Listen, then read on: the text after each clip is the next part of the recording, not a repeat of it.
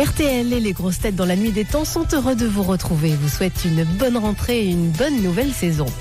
Retrouvons Philippe Bouvard le 30 mai 1997 en compagnie de Jean Dutour, Daniel Secaldi, Stéphane Bern et Jacques Maillot. C'est notre petit dernier, Maillot. C'est notre petit dernier. Oh, il est gentil. Oui, il est propre. Il n'a pas de cravate aujourd'hui parce qu'il ne savait pas qu'il y avait un académicien français. Voilà, sinon, j'avoue que... Puis à la radio, c'est du gâchis. Hein. Oui, ça fait surplus, quoi. Puis surtout pour le bizutage, hein, ça va.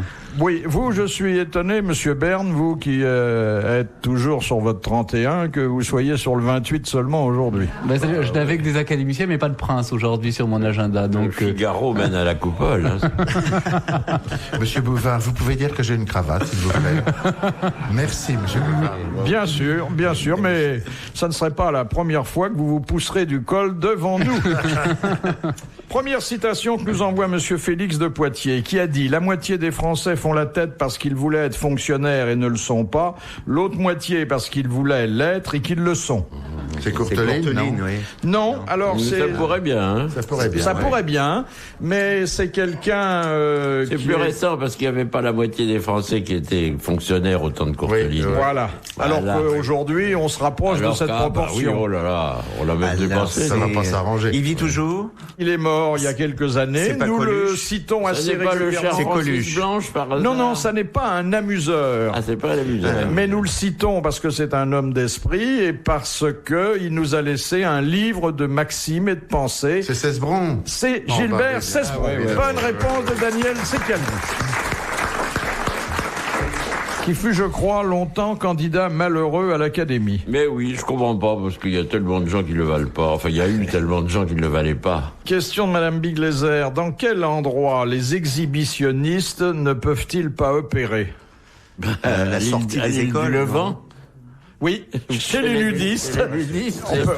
Tout le monde montre tout, donc c'est une bonne réponse de Jean Dutour.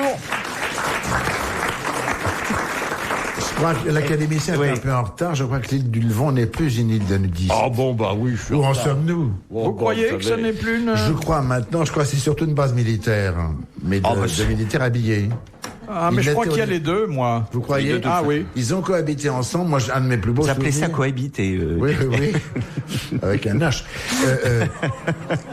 J'ai un de mes plus beaux souvenirs, c'est d'avoir rencontré, j'étais jeune comédien, d'avoir rencontré Madeleine Renaud et Jean-Louis Barrault à poil, avec un cabas à la main. Ils allaient faire leurs courses. Alors ça m'a foutu un choc. Je n'osais pas les regarder. Oui, moi aussi, Pourquoi vous auriez voulu que Barrault le tienne autrement? J'ai fait cette expérience pénible, moi aussi. Je les ai vus tous les deux à poil. À l'autre île, là, celle, je me rappelle plus son nom, où il y a un truc de Siménon. L'île de... Porquerolles. Porquerolles, voilà. Porquerolles. Mais là, il n'avait pas le droit d'être à poil. Eh ben, il l'était. Il l'était, il l'était, ce que vous voulez. Mais c'était formidable. Enfin, je parle du visage. Et de la part de comédiens qui portaient aussi bien le costume d'époque, c'était très bien. Parce que c'était beaucoup moins repassé. Hein. Oui. Mais moi, j'ai été 24 heures sur une île de nudistes, comme ça. Et vous avez encore mal en vous asseyant. Mon petit Daniel. Écoutez, je vous pose une question. Je n'étais pas en Corse. et j'avoue que la vie commerciale, sociale et mondaine est assez gratinée. Parce que on fait ses courses dans le plus simple appareil. Et c'est vrai que pour mettre sa monnaie, ça pose souvent des problèmes. Aux hommes surtout. On a une bourse, généralement. Vous n'avez pas une pince ou quelque chose comme ça? Une pince à billets? Oui. Et ensuite, alors, après le coucher du soleil, les mondanités reprennent leur droit avec, pour certains, le baise-main et des conversations extrêmement habillées, elles. Mais par contre, je ne sais pas si vous avez remarqué, moi, on était en bateau, la première fois, on a découvert ça. Et on est descendu en maillot de bain. On était très, très gênés. Comme si on était à poil là, devant des gens en smoking. On était très gênés. Et puis après, on s'est habitué. On vous a pas traité de textile, c'est le nom qu'on donne aux gens qui portent un minimum. Oui. En plus, c'est très mal vu de rester habillé et puis de paraître regarder ceux qui ne le sont pas. Vous les avez beaucoup étudiés. Eh bien, j'ai fait un long reportage là-dessus pour voir vivre des gens très sympathiques et qui n'ont aucune des arrière-pensées salaces qui peuvent vous animer, mon cher Daniel. Vous aussi, fois vous avez eu les mêmes. Non, mais c'est vrai que c'est... D'ailleurs, quand on voit les gens, on comprend qu'il n'y a pas de... Il peut pas y avoir de sexualité là-dedans. Bah oui, c'est ce qui m'a frappé toujours chez les ludistes, c'est qu'ils sont tous plus moches les uns que les autres. Oui, oui. Vous voyez pas de spectacle charmant chez les ludistes, ou si rarement. Quoique le soir, il y avait une réunion dansante avec de fort jolies personnes, et tout le monde dansait d'ailleurs dans cette tenue-là. Mais pas le tango. Le slow ou le menuet. Et d'ailleurs, il était inutile de demander à sa danseuse de réserver la prochaine, elle le voyait. Ah ouais. C'était la lambada, là, alors. RTL, 4h, 4h30, dans la nuit des temps des grosses têtes de Philippe Bouvard. Question de Madame Morin. Qu'est-ce qui mesure 2 km 400 de long et qui a été classé monument historique le 26 janvier 1993? C'est une route, c'est la route de Verdun, c'est la route sacrée, non? C'est un hippodrome. Alors ça n'a rien à voir avec la guerre. En 93. Oui. En 1993. Oui. Et qui mesure 2 km. 2 km de long. Et c'est sur notre territoire ou ailleurs? Ah bah oui, c'est sur notre territoire. Oui, on ne peut pas classer ce qui se passe. Les pavés de Paris-Roubaix. Oui, ce sont les pavés de l'enfer du Nord. Ce sont les pavés et ceux sur lesquels roulent les cyclistes du Paris-Roubaix. Bonne réponse de Daniel Secaldi. Ça, Jean Dutour ne le savait pas. Ah non, absolument pas. Et ça me semble complètement saugrenu que de classer les paves. C'est les fameux pavetons. Je ne savais même pas qu'on pouvait aller en vélo de Paris à Roubaix. Hein. On peut aller à vélo n'importe où. Hein, mais Paris-Roubaix, ça me viendrait pas à l'idée. Non, mais c'est vraiment... Si Balutin était là, il nous dirait que c'est vraiment l'enfer. Hein. Je sais pas s'il l'a fait, mais allez voir rouler, c'est en effet... Ça l'est moins qu'avant, je crois. C'est un petit peu entretenu. Les travaux doivent être payés à 50% par le ministère de la Culture. Oui, c'est un peu moins. Oui, c'est quand même moins dangereux que ce qu'on voit les vieilles actualités d'il y a 50 ans. Et ça doit être terrible, parce que ça secoue terriblement. Oh là là, donc on doit arriver vraiment tassé, si je puis dire. Ils ont des selles, hein, quand même. Ils ont des selles. Mais ils ne mettent plus des escalopes qu'ils mettaient avant nos vieux camarades du Tour de France il y a 50 ans. Oui, ils mettaient souvent des escalopes. Ouais, depuis la vache folle, ils ont arrêté. Ils ont peur de la contagion. Une question de Monsieur Sénac de Chantilly. Comment s'appelait la nièce de Madame Dudéfend que celle-ci appela auprès d'elle en 1754? Julie de l'Espinasse. Julie de l'Espinasse. Eh bien, là, il y a 2 ex-aequo, Jean Dutour et Stéphane Bern. Ah, moi, mais ça me fait rien. Ça me fait rien. Ah non, mais il a un mauvais retour et une mauvaise oreille. Il a un mauvais retour, hein, c'est ça. Oui. Non, ça fait rien. Merci, Jean. C'est les Duracell qui sont fatigués. Vous avez dit aussi, Madame? Non, absolument Non, pas. c'est Daniel Secaldi. Ça ne fait rien. Tiens, j'ai une très belle histoire corse pour Daniel C'est Secaldi. intelligent. Ça commence bien. C'est charmant, ça se passe dans un port d'Ajaccio, et là, il y a 2 dockers corses qui sont là, en plein travail, donc légèrement à l'horizontale, et ils regardent vaguement ce qui se passe. Et il y a un touriste belge qui est en pédalo, et qui pédale gentiment, et puis d'un seul coup, son pédalo chavire. Alors, il est dans l'eau, et comme il ne sait pas nager, il descend au fond du port, et quand il arrive au fond, il donne un grand coup de pied, il dit « je vais remonter », il remonte, il sort de l'eau, il a écrit « au secours, je vais me noyer », et hop, il replonge au fond de l'eau, il donne un coup de pied, il remonte à la surface, là il fait « au secours, je ne sais pas nager, je vais me noyer », et là il y a un docker corse qui relève la tête et qui fait « ben nous aussi on ne sait pas nager, c'est pas pour ça qu'on fait tout ce bordel ».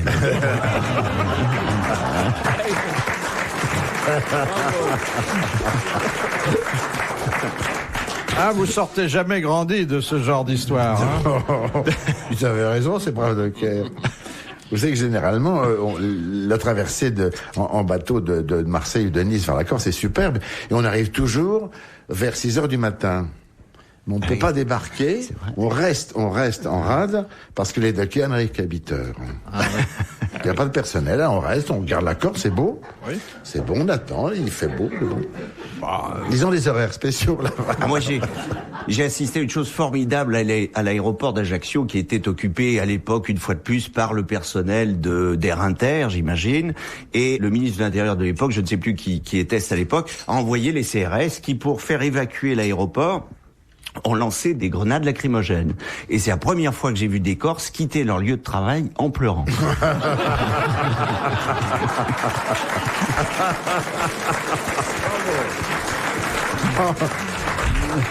Oh l'ordure. Je trouve pas ça drôle du tout. Question de Madame Clément d'Amiens. Quel bâtiment officiel Napoléon offrit-il à Joséphine après son divorce? La Malmaison. La maison. En 1809. Bien La sûr. Malmaison. Ah, non, pas la Malmaison. Non. Bois-Préau. C'est un bâtiment dans lequel elle n'accepta de résider que durant 2 ans, après quoi Elle eut la Malmaison. Elle eut la Malmaison. Ah bon, alors c'était à Paris ou aux environs de À Paris? Paris. Le Luxembourg. Non. C'est devenu un palais officiel, non? Oui. L'Élysée, peut-être. C'est le Oui. palais de l'Élysée qui Bravo. était un garde-meuble jusque-là. Ouais, Bonne réponse de Jean Dutour. Vous savez que le prince Napoléon vient de mourir. Ouais. C'est l'arrière-petit-neveu de l'empereur, c'est ça? L'empereur, C'était- absolument, oui. Enfin, vos chroniques nécrologiques datent un peu. Non, c'est pas ça, c'est que le temps qu'il arrive en Corse, parce que vous savez où il est enterré. Ça va, arrêtez On l'a- vos conneries. Attendez, Arrêtez vos conneries. on l'a quand même Il inhumé. n'est pas allé à pied, Ajaccio. On l'a inhumé à la mi-mai à la chapelle impériale d'Ajaccio quand même. Voilà, le il- temps qu'il y Là, arrive. il n'a pas été rapide. On l'a enterré aux Invalides. Hein. D'abord, messe Ouais, Soleil, oui, enfin. ouais. On l'a mis Le en- temps qu'il arrive encore. On l'a mis en transit aux Invalides. transit, Ouais, ouais, ouais.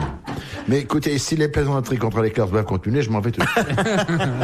Jean, vous n'avez rien C'est vrai. Ah oui, C'est vrai parce que je suis un patriote corse. moi aussi. exactement. Alors, les deux imbéciles continueront seuls. Ah oui, là, qu'on ne compte pas sur moi. Pour taper Non, sur la Corse, au non, s'il contraire. vous plaît. Moi, je ne dirai rien de l'Académie française. Oh, bon, ça, vous pouvez, alors. Chacun a ses clients, hein. Ça veut dire quoi, ça? C'est-à-dire que moi, je tape pas sur les princes. vous tapez Usurpateur. Philippe Bouvard sur RTL, 4h, 4h30, les grosses têtes dans la nuit des temps.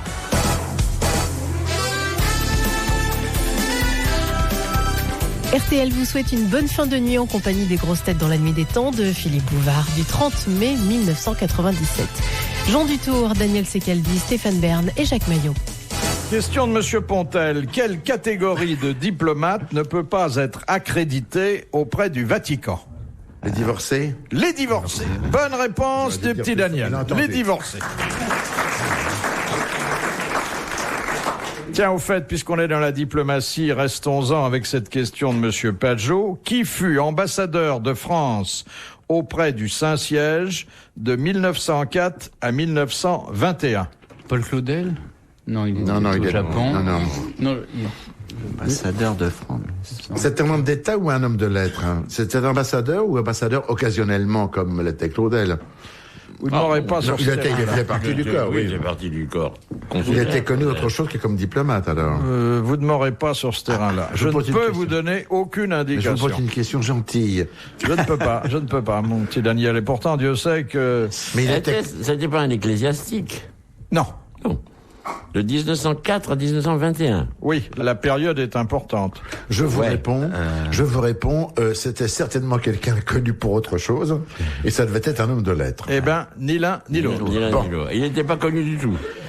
Alors, Et pourquoi posez-vous la Je question? peux même dire que encore aujourd'hui, personne ne le connaît. Ah bon, c'est Alphonse Dugrumeau, alors n'importe qui. Du Grumeau? Oui, enfin pourquoi pas. Moi, je connaissais du Grumeau. Mais pourquoi nous posez-vous la question? Il n'y en a pas eu.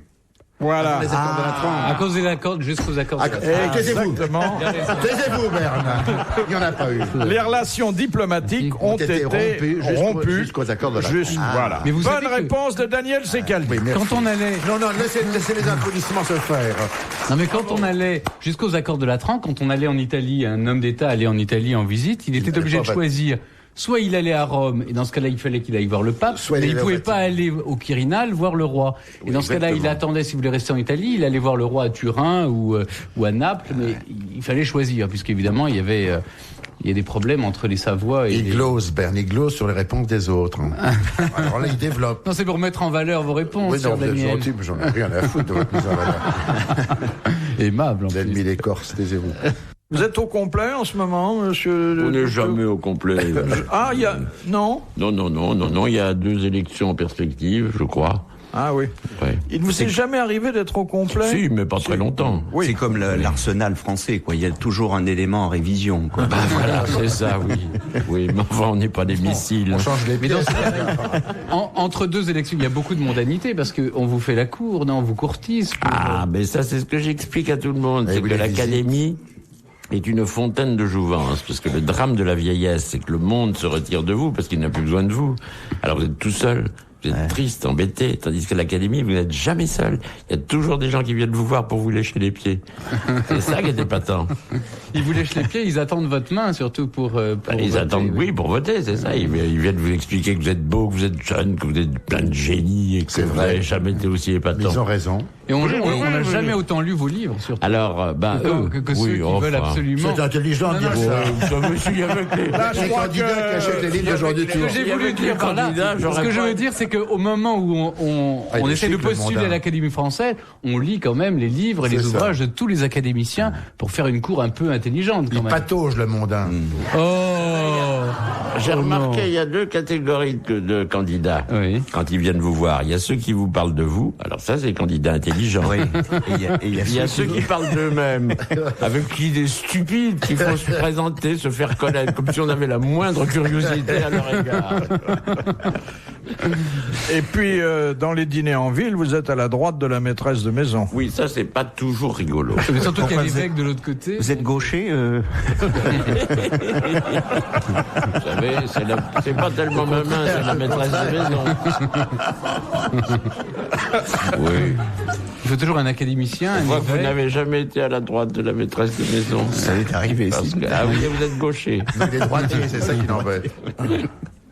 Non, et puis vous avez le droit de vous transformer, de vous habiller, de vous déguiser en encaisseur de banque de la fin du dernier siècle, de temps en temps. Oui, C'est joli, bien cet sûr, uniforme. oui. Ah oui, Oh, il est joli. très beau. Et le bicorne, dur à porter, hein.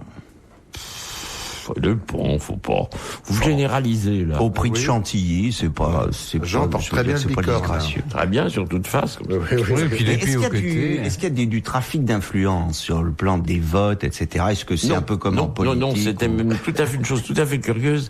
On n'en parle jamais. Les enveloppes Jamais. Non, jamais. On les touche et on se tait. On ne touche rien, alors, oh là là, ils sont Non, pleins attendez. ils sont pleins d'illusions, hein, Vous vraiment. dites, on n'en parle jamais. Pourtant, certains d'entre vous ont une réputation de grands électeurs. Ça n'existe plus, les grands électeurs, il n'y en a plus. Non? Non, il y en a eu autrefois, mais dans l'académie telle que je la connais, et ça fait 20 ans que j'y suis, ben, il n'y a pas de grand courant. Il n'y a pas de quelqu'un qui peut dire, moi, j'apporte 7-8 voix.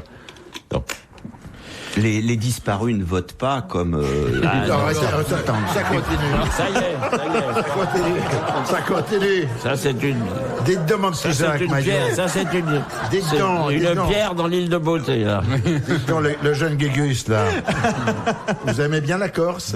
J'adore la Corse. Ça vous aimeriez y retourner? Ah oui, dites-le tout de suite. Si vous voulez, vous et des dames qui vous accompagnent, être refoulés, vous n'avez qu'à me le dire. Et à continuer. J'aime beaucoup la probité corse de toute C'est façon. ça, Je oui, suis c'est ça. Tout à fait Et admiratif. cette jolie blague que vous aviez racontée, je crois, enfin, Ça si continue, ce n'est je vous vous, vois c'est venir, un de vos Philippe. camarades, la vieille veuve corse qui dit à ses enfants, je comprends pas, votre père est venu voter dimanche dernier, il est même pas venu m'embrasser. Cela dit, hélas, il n'y a pas seulement qu'en Corse qu'on pratique la fraude électorale. C'est vrai ou pas? Alors dites-le, Maillot. Ah, je le dis, je le reconnais. D'ailleurs, les Corses sont d'une grande probité. C'est Vous ça. ne verrez jamais un Continue. Corse aller importuner un commissaire de police comme on le fait ici sur le continent, ça, bah oui. pour essayer de se faire sauter une contravention. Jamais. Il fait Jamais. carrément sauter la bagnole.